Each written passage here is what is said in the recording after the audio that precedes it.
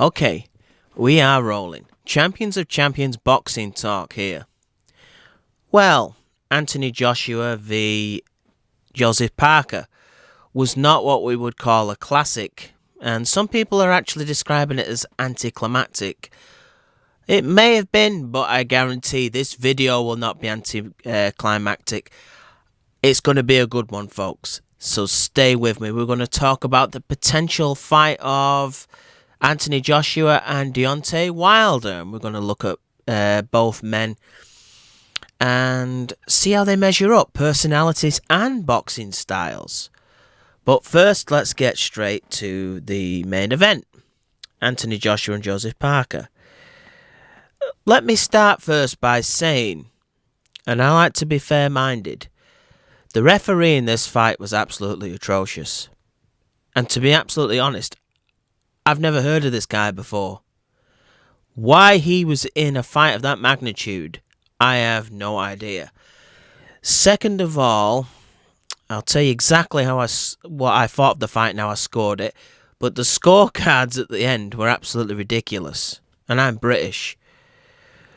One judge only gave Joseph Parker one round. That is absolutely ridiculous. I mean, this is the problem with boxing. You see it in Canelo fights and Anthony Joshua now. He is becoming the UK's version of Canelo. And I like Anthony Joshua, and I do like Canelo. The stuff about Canelo recently I don't like, but I do like them. I think they're gifted enough, to just get the credit that they earned on the night, and that's it. You don't need to give them any more, because that scorecard that only gave Joseph Parker one round means that if Joseph Parker would have won this fight 7-5, he still couldn't have won it because he'd have been robbed. Now, at the end of the fight, I gave it to Anthony Joshua by 3-4 rounds max. It was a clear win. I can't make a case for Joseph Parker winning the fight by no stretch of the imagination. It was an easy fight to score. It wasn't difficult. But Joseph Parker did do some things in there. And he didn't do some things in there, which we're going to talk about. Now, even the Sky Sports pundits were calling this referee out. Every time, right? And people say it affected Joseph Parker. Joshua looked frustrated with the referee to me as well. He really did. And sometimes to me, Joshua at times looked frustrated with the referee, but he also looked like he was dictating the fight, Anthony Joshua. When I say dictating the fight, I mean fighting the fight and refereeing it as well. One thing I do hope, right, is if Deontay Wilder and Anthony Joshua do fight, there's a good referee in there and fair judges, because yes, I know a lot of people in the UK are going to be supporting Anthony Joshua if that fight occurs, but I don't want to see Deontay Wilder win and get robbed. I'm not saying Deontay Wilder will win. Personally, I'm not quite sure if Deontay Wilder will beat Anthony Joshua. I'll explain why when we have a look at this thing. But if he does clearly beat Anthony Joshua, I want to see it reflected in the scorecards, whether it's in the UK or wherever. Let's be fair, right? On to what I saw in the ring. I thought Joseph Parker would come and close the space down a lot more than he did against Anthony Joshua. It was his 10% chance of winning, because I suppose when you're in the fire, you can always land with the quick hands that Joseph Parker has, a couple of shots and knock the guy down or out. I mean, he does have 18 knockouts. But I also thought that the best strategy for Joseph Parker was basically on the outside. He wasn't going to win on the outside as the fight played out, but he was safest there. And what I mean by that is he could have got badly hurt trying to fight Joshua in the trenches. Yes, it was his best chance to win, but he was also winning rounds, sometimes Parker in there, by being kind of, well, want for the better word, negative. I thought Joseph Parker took the first round. I don't see how anybody could have scored the first 4 rounds for Anthony Joshua. I actually had it nip and tuck up until about Joshua. I'd say after round 9, Joshua had won it. He took the rounds then from then on for me. The championship rounds, which Joseph Parker is good at taking. I mean, he took the championship rounds against Hughie Fury. So I was expecting Joseph Parker to, well, have a go in the championship rounds. But he didn't. And there's a reason he didn't. Joseph Parker knows Anthony Joshua.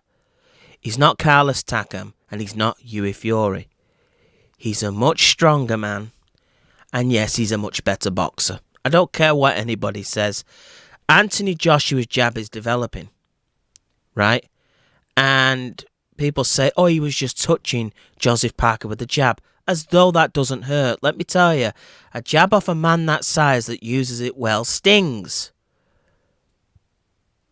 Now, I thought Joseph Parker could have gone to the body a bit more, but maybe that's the referee's fault, right? And to me, Joseph Parker, he was going backwards in straight lines. There was no right to left movement from him. I think that would have given Joshua a few more problems in there. So, Joseph Parker in the last 3 to 4 rounds was up against the ropes and looking sort of to get through the fight or survive the fight or nick the round rather than take the bull by the horns, if that makes sense. Now, it's very difficult when you're away from home or even at home to be given a round or even the fight based on tactics like that. Richard Dwyer, I think your channel's great. I think you do some amazing stuff. But your post-fight for Anthony Joshua, Joseph Parker, was not your best moment. Let's just say that. I think you're way off on how you've seen this fight. And I really respect what you come up with. But that was a bad, bad video. Nearly as bad as my Chris Eubank, George Groves breakdown. And my Billy Joe Saunders, David Lemieux breakdown. So, the fight was no classic. Anthony Joshua did what he had to do. And I'm hearing a lot of people say things like, is this one of the so-called great champions of the heavyweight division? If he is one of the best, my God, we need to swap fighters from another time. Well, let me tell you something. Sometimes we see the past as a rose garden, don't we? Did any of you guys that thought that fight was a dull fight, and I'm not saying it was a classic, it wasn't, but Anthony Joshua boxed well with the jab. People say he didn't use his right hand much. Why would he when he didn't have to? You tell me that. What Joshua was doing was working. It was Joseph Parker, as the fight wore on, that needed to change. And he sort of didn't. Yes, the referee wouldn't let him fight inside, but that also could have affected Anthony Joshua as well. Right? There are clear problems you're going to have fighting Joshua in the UK. I know that.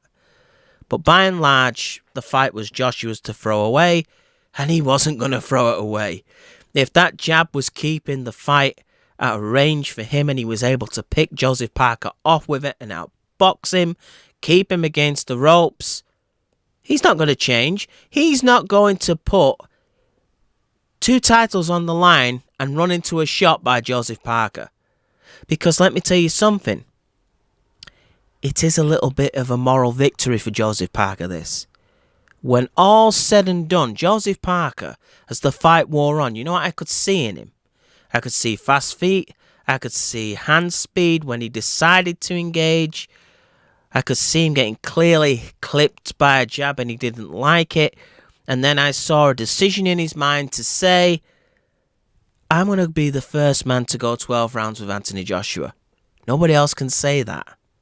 I remember years ago, Razor Ruddock and Tony Tucker, they nearly did parties homecoming parades because they went 12 rounds with Mike Tyson. This is sort of the same effect in Joseph Parker's mind. He spun the negative as a positive, right?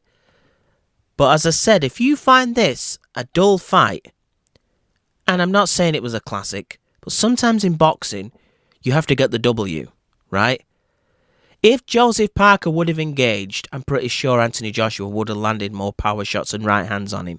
Then we might have seen some knockdowns. But Joseph Parker was not going to let that happen. This is a world champion. This is a veteran already himself, right?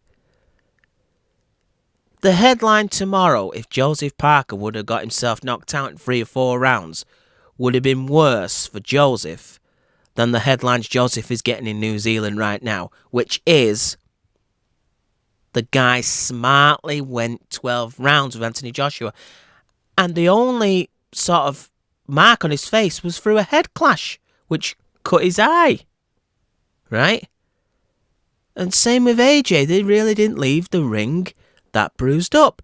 How many Anthony Joshua opponents can actually say that? There's only Joseph Parker. He had no ambition to win in the end, I think because he conceded that I can't win. Okay, the referee's a bit fishy, but this guy, Joshua, is not Hughie Fury and he's very strong physically. And I think the jabs and the jab to the body at times from Joshua was causing Joseph Parker a bit more problems than he was letting on. And that what people thought. And I do think that the bodywork from Joseph Parker may have made Anthony Joshua a bit tentative to jump on him, if that makes sense, to actually cut the ring off and storm in. I think Anthony Joshua, again, I'm comfortable here. The jab's winning me the fight. I'll accept that. I'm outscoring him. I'm outpunching him. I'm winning more rounds than him.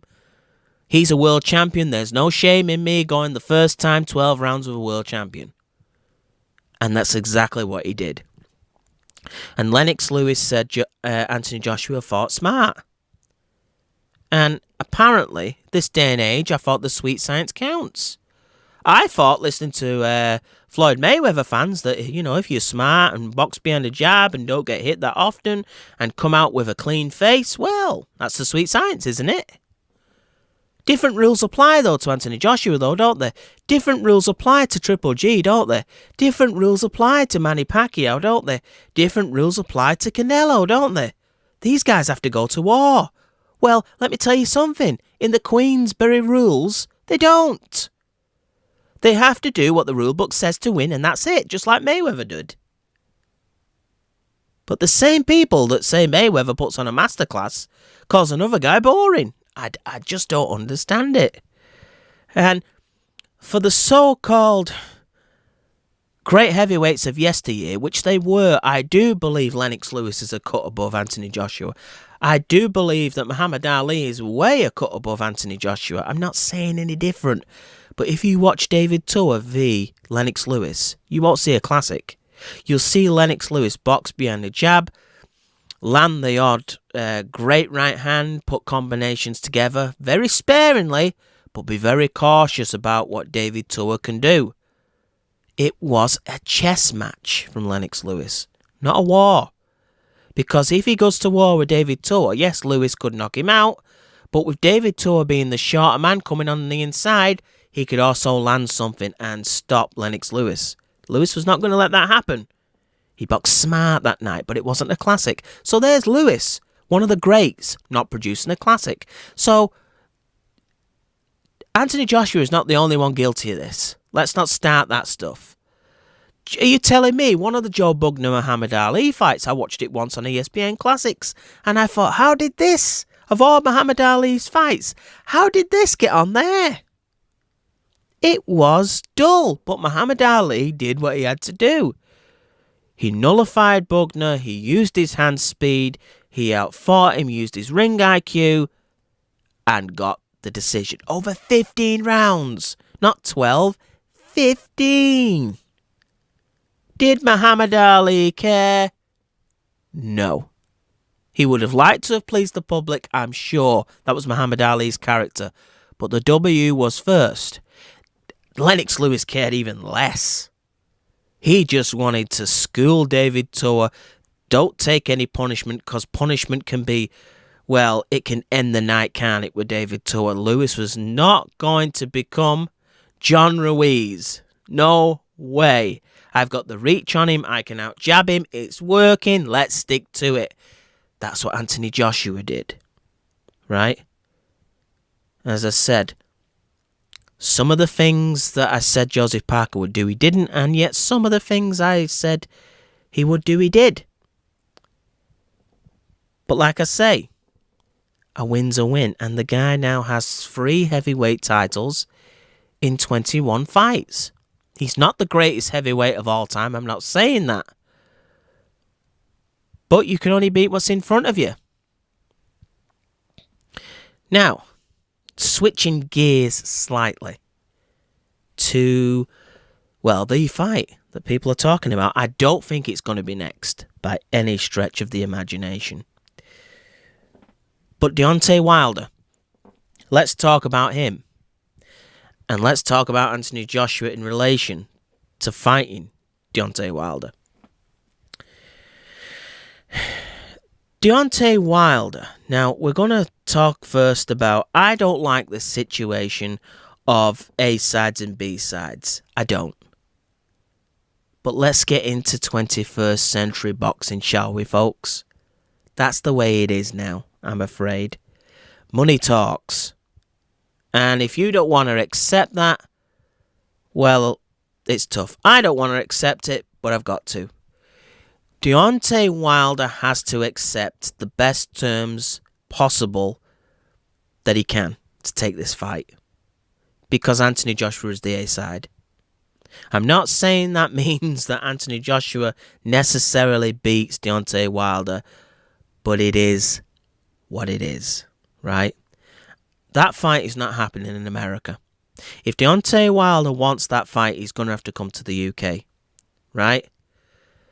I'm hearing again the same people who were Floyd Mayweather fans saying that Anthony Joshua just wants to use home advantage.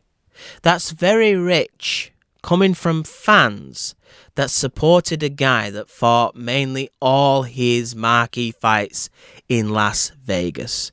Foreign fighters, Ricky Hatton, Manny Pacquiao, you name it, Canelo Alvarez, they all had to fight Floyd at his house, basically, didn't they? It was all right for Floyd to do it. He was the money, and rightfully so. You want Floyd, you want him so badly, accept his terms. It's simple. Then you'll get the fight. As I said, marquee names did accept it, right? They did. Credit to him. And I'm not taking nothing away from Floyd for winning them fights. But because Floyd was the money, he's not going to give you 50-50. Not when most of the numbers that come in are from him. That's just not the way business works. But Floyd used his home advantage. Now Anthony Joshua is the money in the heavyweight division. And yet these same fans can't accept that Anthony Joshua, the A side, now can't have fights on his terms. What a contradiction. Now, if these people said Floyd should never have just fought in Vegas, he should have fought all over the world, okay.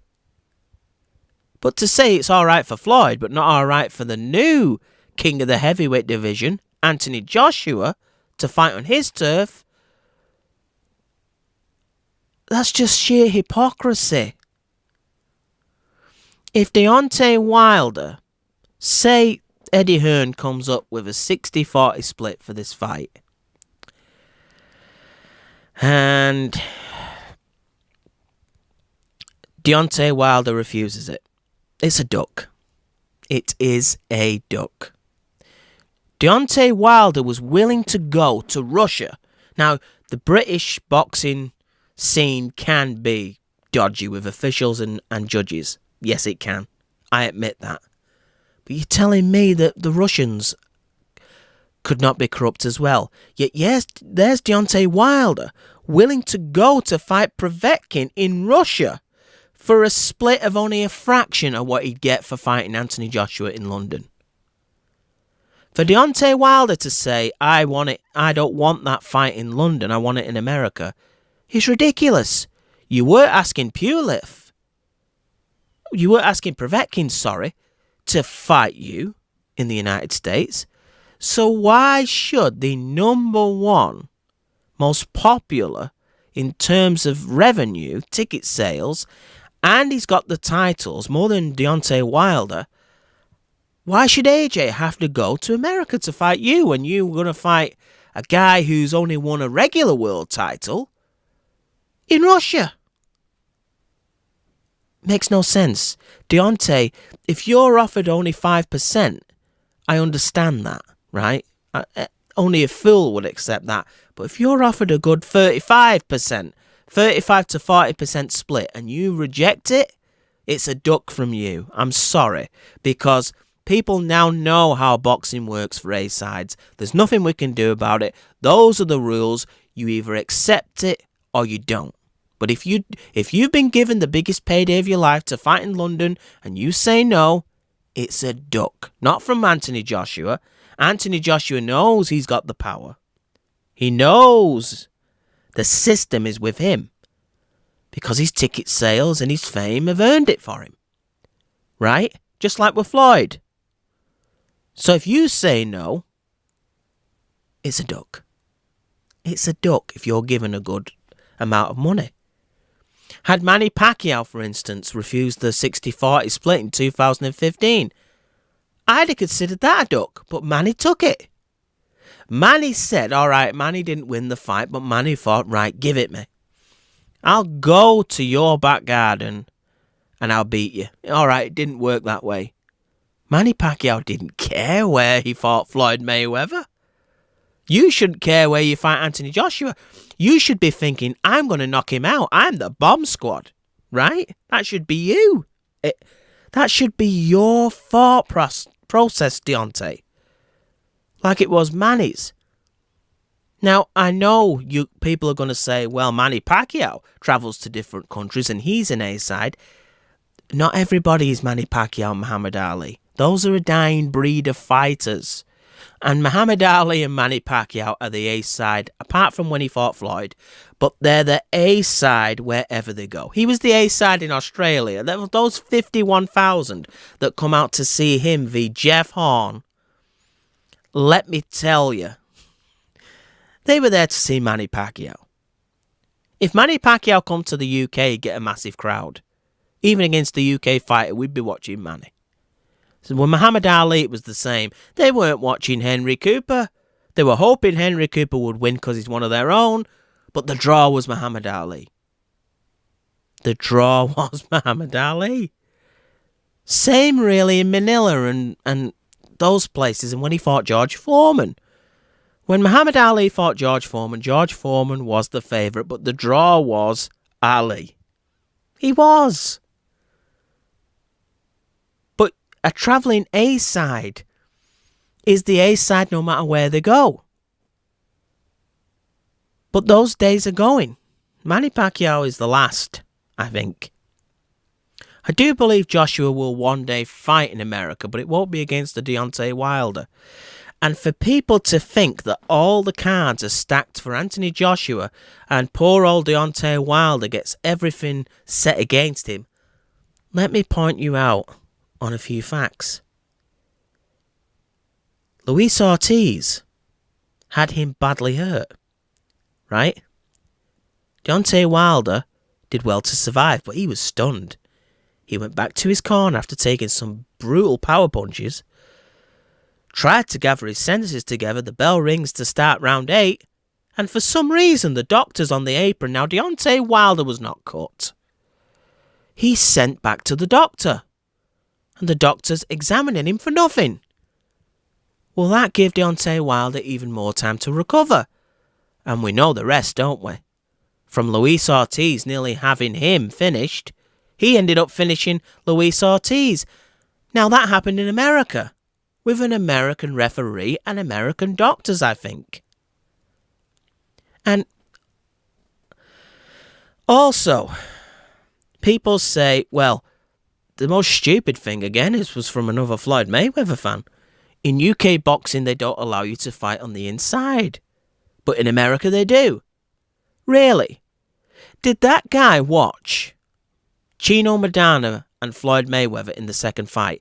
Kenny Bayless, whenever Chino went near Floyd to fight, broke them up. Now, Chino is an inside fighter.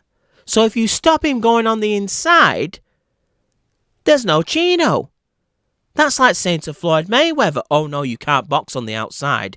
You've got to just stand there in a phone booth fight and throw punches. Well, you're taking away part of Floyd's game.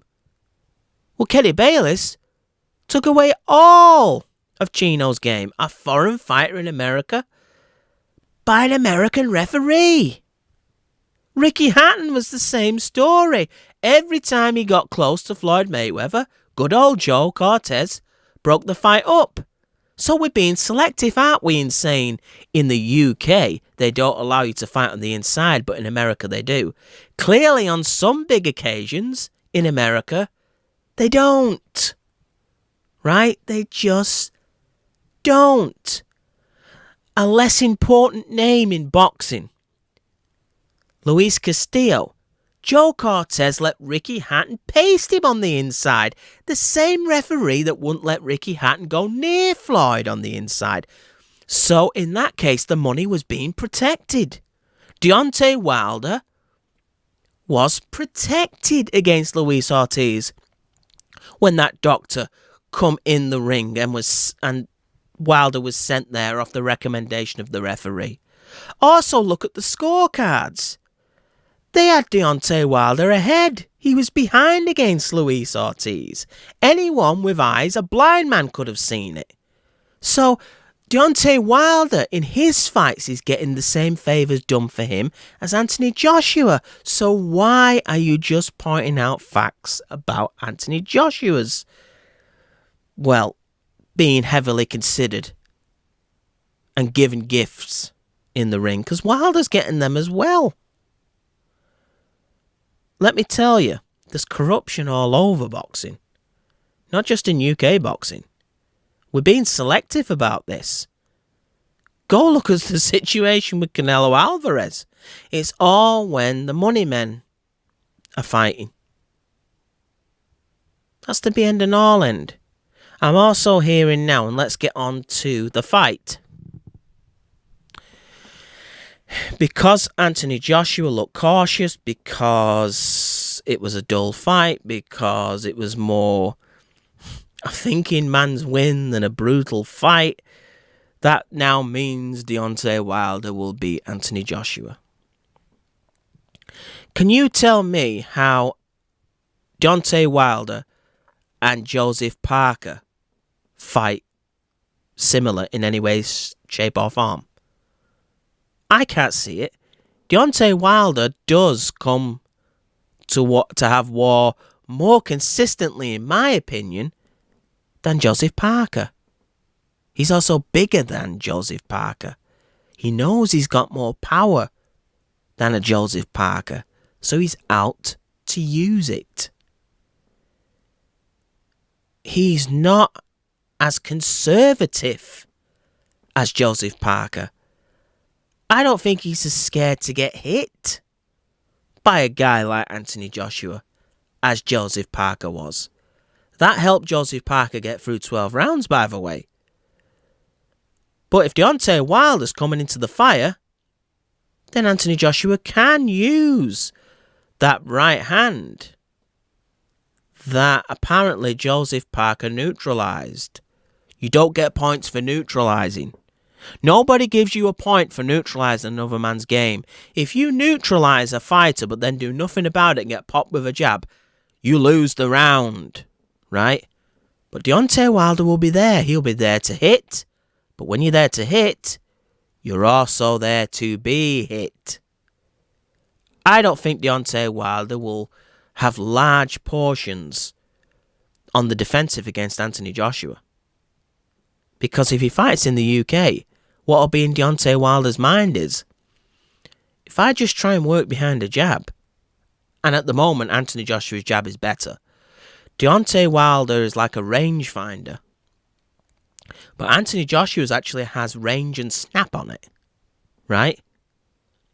It does actually sting people.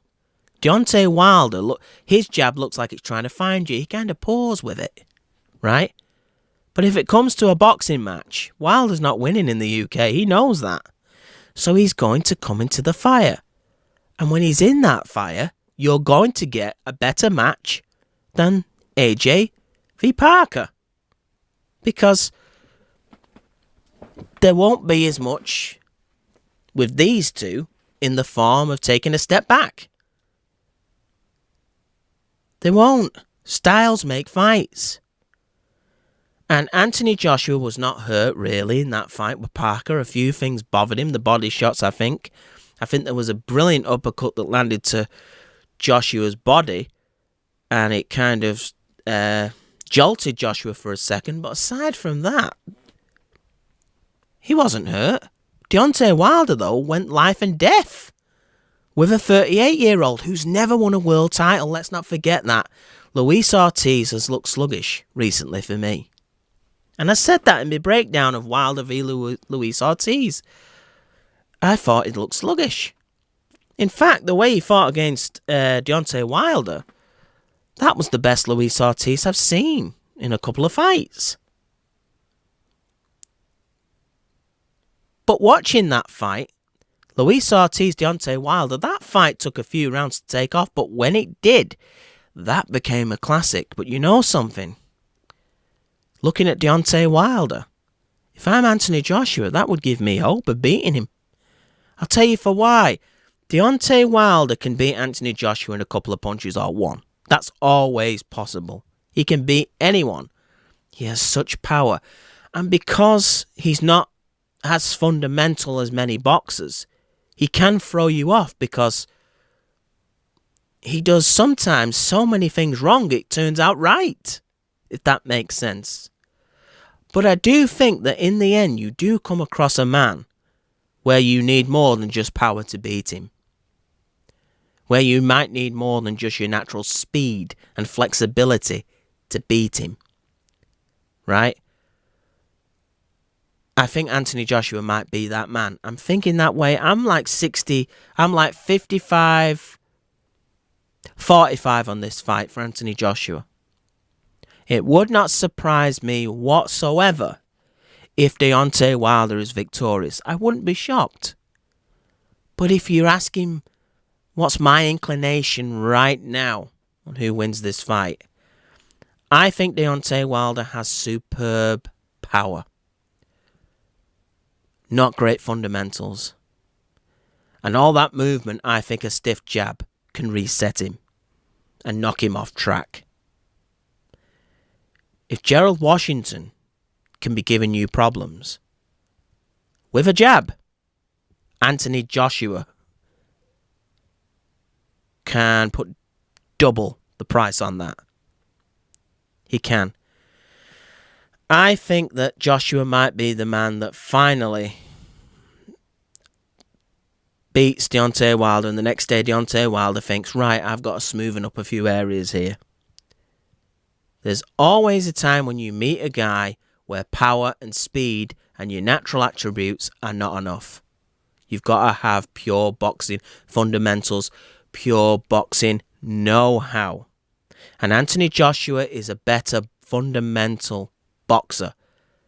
And he also has power on top of it. And unlike Joseph Parker, Deontay Wilder will be there to fight. So therefore, he'll be there to be jabbed. And he'll be there to be, well, take chances and get hit himself.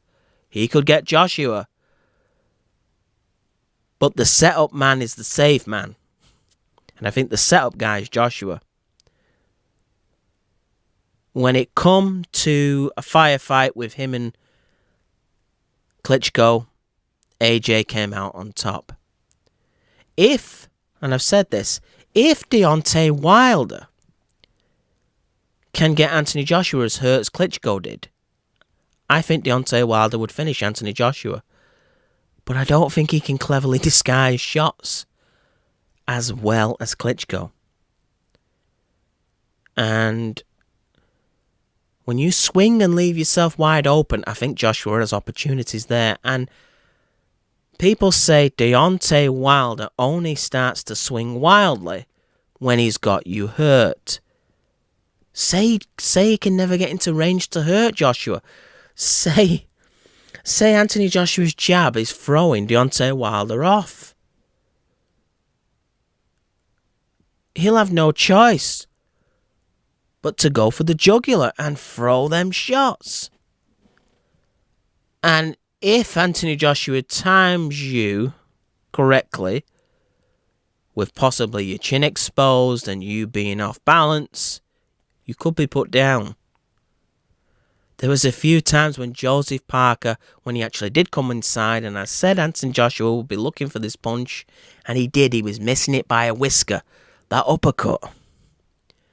I think that Joseph Parker felt the air off that and thought, whoa, it's not as safe as I thought it would be going on the inside with this guy. Problem was, when he went on the outside, he was also beaten. He was outboxed. Joseph Parker was billed as the boxer and Anthony Joshua the fighter somewhat in this match. Joseph Parker was outboxed as well. Right? It wasn't a classic. AJ's not Muhammad Ali. I'm not saying any of this. But Deontay Wilder will come at Anthony Joshua and give him more of a chance to land them right hands, the uppercuts. He has better combinations, I think. He has better punch variety than Deontay Wilder. Deontay Wilder is relying on him being a force of nature, which he is, which could work. But sometimes I think Joshua has that force of nature in a different way, but he has an Olympian's boxing IQ on top of it, and that will see him through potentially. This fight, I don't think will go the distance. I think he might be the first man to stop Deontay Wilder.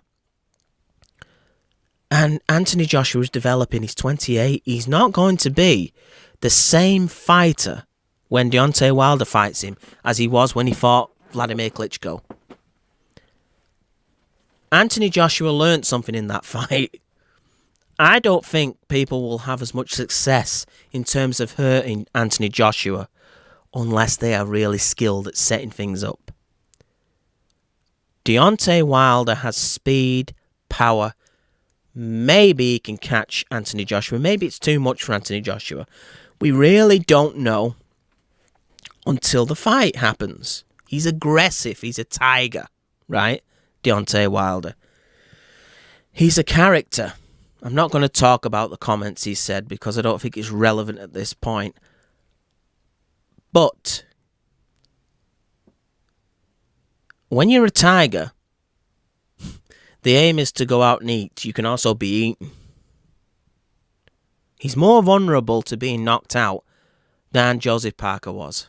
I thought Anthony Joshua would stop Joseph Parker because I thought Joseph Parker would take more chances, and he didn't. But Deontay Wilder will, because he knows he has to. Look at that referee. Look at the judges.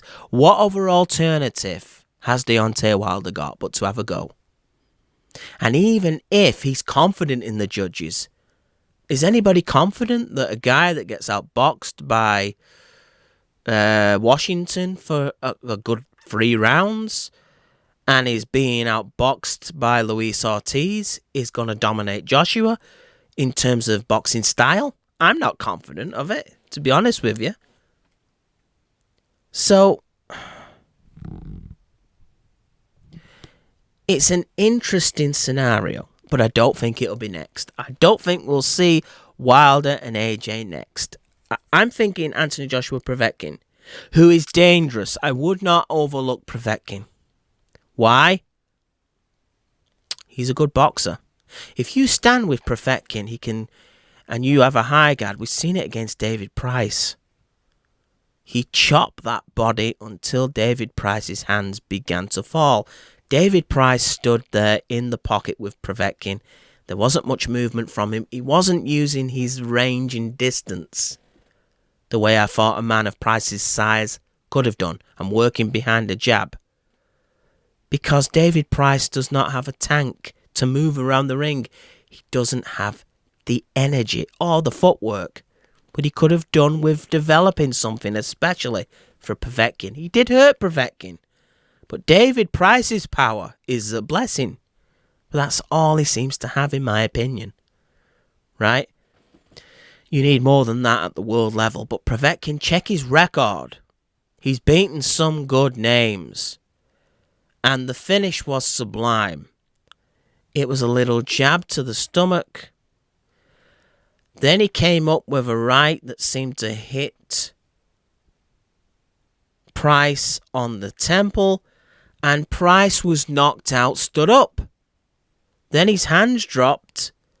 And then that left hook that hit Price flush was absolutely deadly. That is the punch you beat a big man with. And Anthony Joshua, I think, may fight Povetkin next. He's more dangerous in terms of offense than Joseph Parker.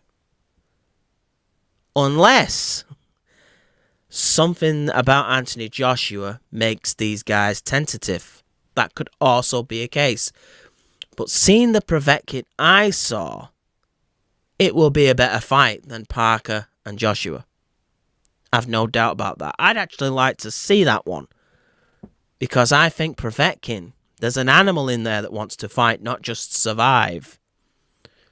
Parker wanted to win, I'm not saying that. But once he realised, hey, this is not going right. You know, the referee's dodgy. I could be beaten on the inside. I could be hurt by this guy. And there's a moral victory going 12 rounds. The first man to do it with Anthony Joshua. I think I'll accept that and not get hurt. I don't think Povetkin will think that way. He'll want to beat Joshua and do whatever it takes to try and do it, unless he's badly hurt. But he is a good boxer, he's a good body puncher, he has good punch variety, excellent right, then that great left hook. There's more than enough punches to look out for in terms of danger when you're fighting this guy. But I think that's next. Deontay Wilder, I don't know who he fights next. I've heard rumours about Dominic Brazil. I could be wrong. I don't know the truth. But we saw what happened to Dominic Brazil, a big man, when he was there trying to fight with Joshua. He got stopped. Dylan White got stopped. So it's a different fight. Luis Ortiz is nothing like Joseph Parker either. So in a sense, you can't compare both guys' recent opponents. But AJ fights nothing like Luis Ortiz, really. He's bigger, he's longer, etc. And Joseph Parker fights nothing like Deontay Wilder. He's harder to hit, I think, than Deontay Wilder. I haven't seen Joseph Parker as stunned in his career as Deontay Wilder. Why? Because Deontay Wilder is less fundamental and he comes to fight and attack, and that also leaves you vulnerable to traffic coming back at you. So that's my take on it. The fight wasn't a classic, but don't give up hope. There's a few classics coming yet, but I would be wary of marinating on this fight, and I'll tell you for why. You never know when one of these guys gets beat. And just say Manny Pacquiao would have been retired after the Marquez knockout, which he could have been. Fighters have retired on less brutal knockouts than that. Floyd Pacquiao would never have happened. How did Floyd know that Manny would get up, recover, and win 3 fights? He didn't. If Joshua gets knocked out badly, if Wilder gets knocked out badly, that might be the end or the beginning of the end. They might not recover like Pacquiao did. So the fight has to happen soon, but I don't see it happening this year. But it must happen soon before the legendary heavyweight power of another guy knocks one of these guys down. And we end up with a scenario like when Lewis got beat to Oliver McCall, where Lewis took years for him to then fight Evander and Mike Tyson because he was covering up and avenging his losses and then climbing the ladder again. So it has to happen soon before a mistake happens. But this is Champions of Champions Boxing Talk. Thank you for listening, and I'm out.